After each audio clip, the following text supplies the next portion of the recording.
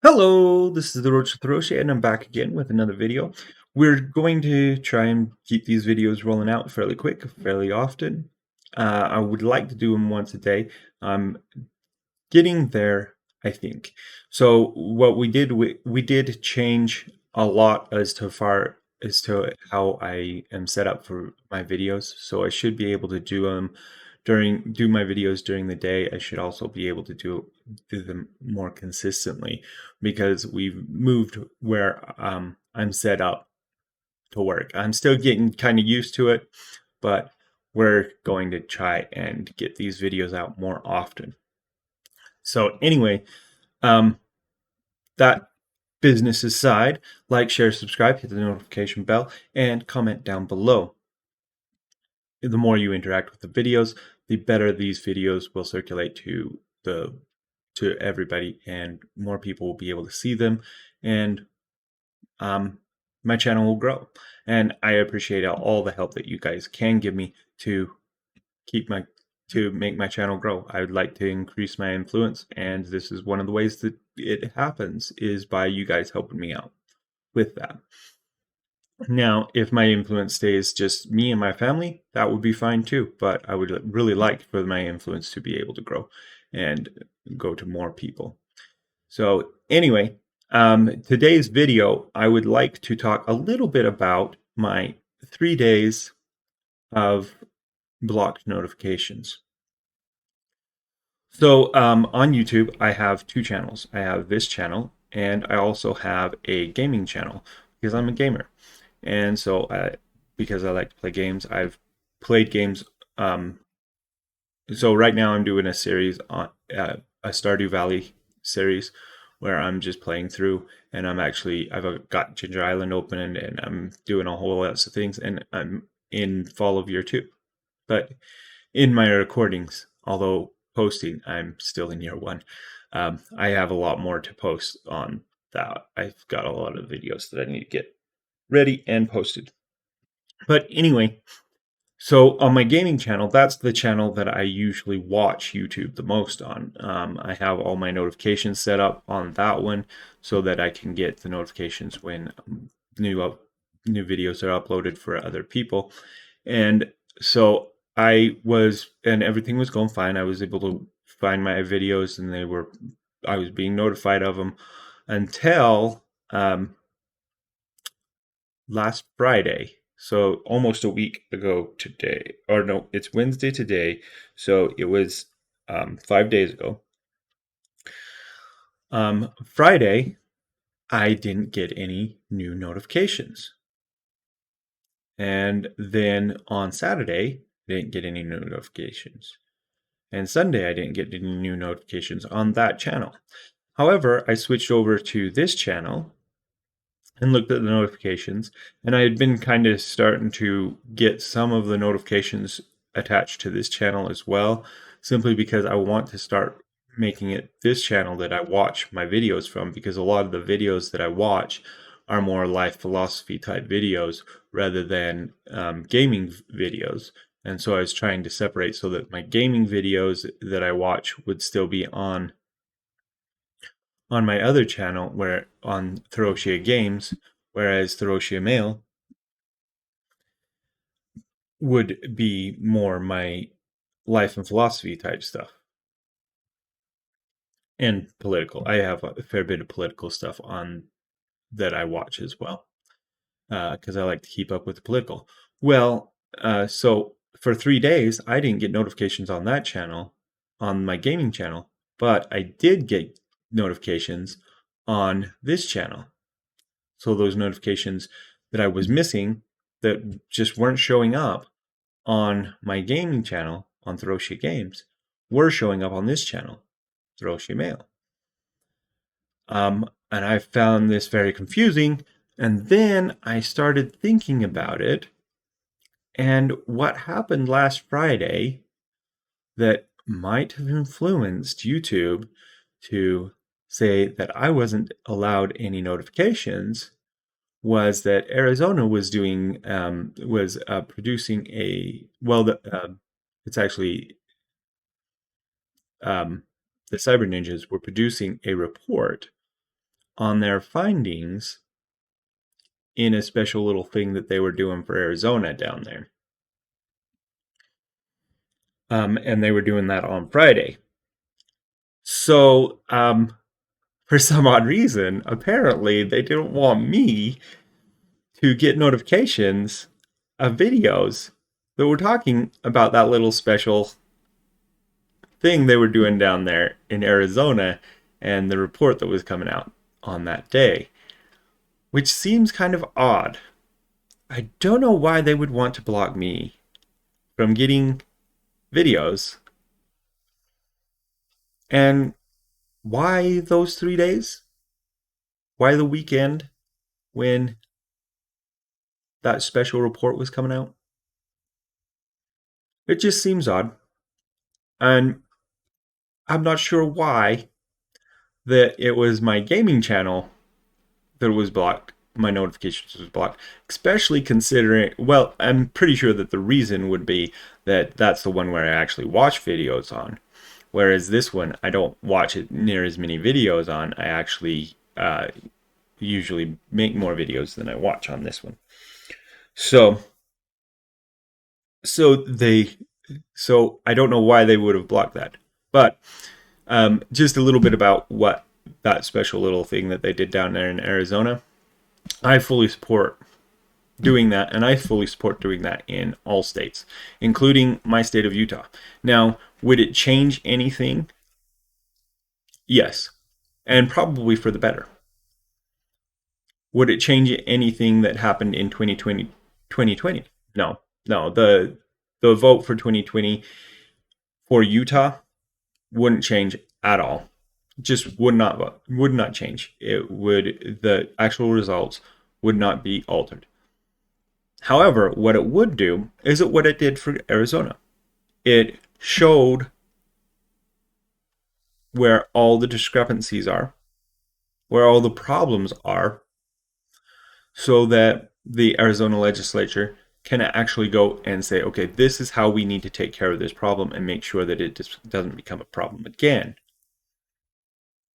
So by going through and checking the system, you can figure out ways to improve the system and make the system better. And I fully support that. I think that it would be awesome if um, on the every 2 years that the vote was audited. And I know it might be bad that I said that, but anyways, it might not be a bad idea if every state was doing this, that they were checking to make sure that everything was on the up and up. And if it wasn't on the up and up, or even if it appeared to not be on the up and up, then you could make ways to make it so that it worked better and so that it appeared better or looked better. Um, so yeah, and I do understand that the county has been trying to explain a lot of the discrepancies that were found. I'm not a big fan of their explanations because they don't hold water as far as I'm concerned, but they they have been giving some reasons. Well, a lot of those reasons are, oh, well, this is probably why that problem has occurred. Okay, well, then let's make it so that this isn't the case in the future, that this wouldn't happen in an audit, that these kinds of things wouldn't happen, that we wouldn't find these types of discrepancies. Um, Not so that these would be actually so it was one of them was that people that were out of state could vote from their address in state, even though they don't live there anymore, or their last known address in the state would be their address on their ballot. So, so they said that was one of the reasons that they would find discrepancies between what they dis- discrepancies between people voting from addresses that they no longer lived at. So that they said that that answered some of those issues. Well, if that's the case, if that's the problem, then all we need to do is we need to make sure that these votes, if they're audited, that is looked at. Okay, are these people overseas? Were they away on vacation or something like that? Well, why is it that these addresses aren't there? And that is one of the things that Arizona is looking to do anyway, but they're going to do it through probably their attorney general. Their attorney general is probably going to look at it and try and figure out, okay, well, is this a person that did live there but went overseas or was out away from the state for the vote, so they had to vote from that address, even though they um, still didn't, they still they still voted, and they still voted from that address simply because it was their last known address. Um, The problem, so yeah, they need to figure that out. They need to actually go through all those and figure out, okay, which ones of these are legit, which ones were not legit. And if they weren't legit, then who broke the law? Because it's illegal to vote from an address, from a different address than where you actually live. Or in the case of if you've moved or went out of the country or out of the state for um, a certain reason and you're still voting from that address because you've moved, then that's fine.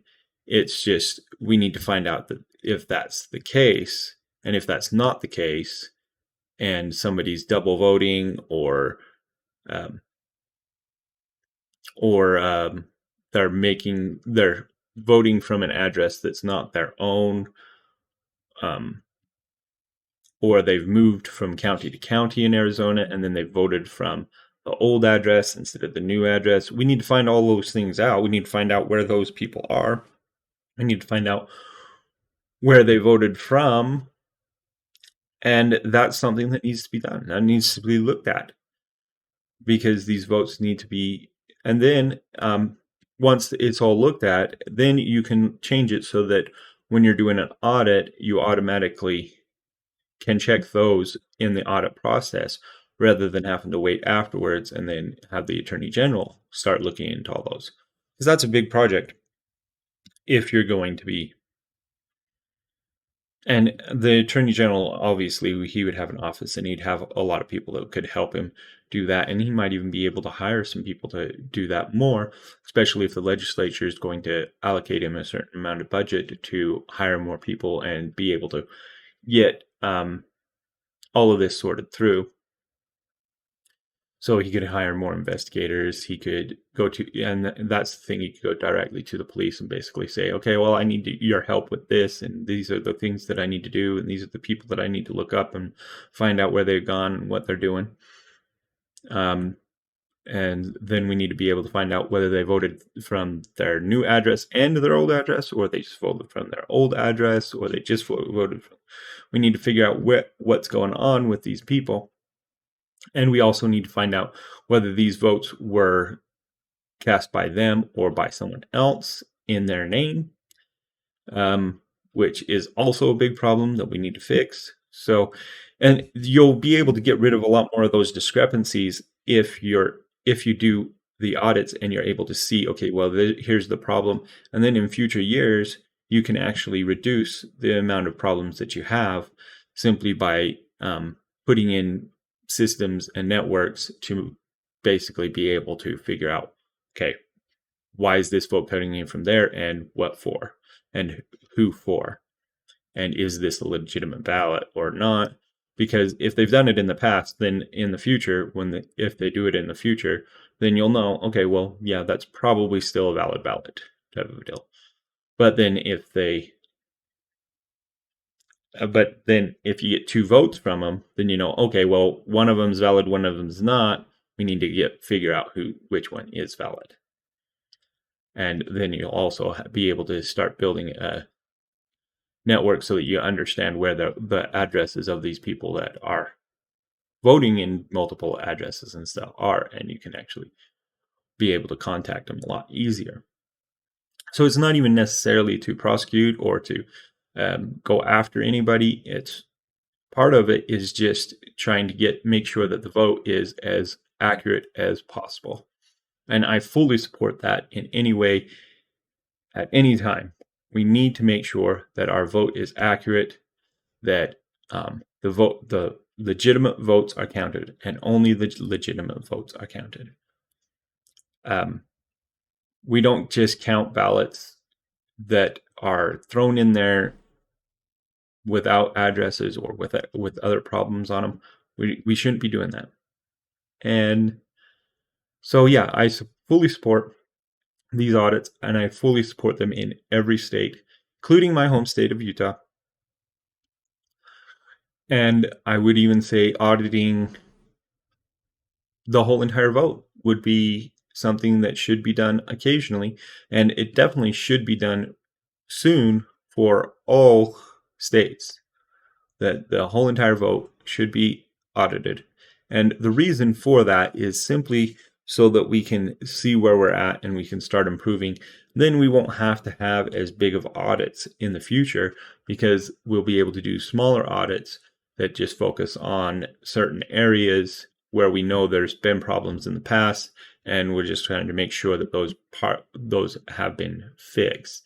See, and that's the other thing. If you see a big problem that's in this one county, then maybe that county you try and fix the problems, and then you do another audit the next election from that county just to see how well your solutions worked.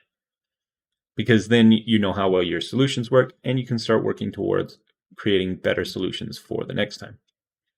But that's what I would do, and that's what I think should be done in all states. We should get the audits done. We should make sure that we have the best possible information we can have for all of these things, and then we're golden. We're able to make sure that the vote is accurate in every state, that we can have confidence in the vote, and that all votes can be certified without question. Because we know that the votes are being counted and being counted properly, that the votes are coming in properly, that we're not getting double votes, that we're not getting other issues. There's just no discrepancies because we've taken care of all the discrepancies. So that's my take on the whole thing going on down there in Arizona. And there is more audits coming along too. There's more states that are planning on doing audits and even calling for audits. After this one finished, Texas actually decided that they're going to do some. And I think there's some other states that are going to be calling for them too now. And there was already some that were calling for them before Arizona had this final report. Anyway, so that's my take. This is the Rocha Trocha, and thank you for watching. Remember to like, share, subscribe, comment down below, hit the notification bell. Make sure you get that interaction with my video in, especially if you do like it. And if you don't like it, by all means, tell me why you don't like it. I would very much like to know. And so this is the Rocha with Rocha, and I will see you in the next one.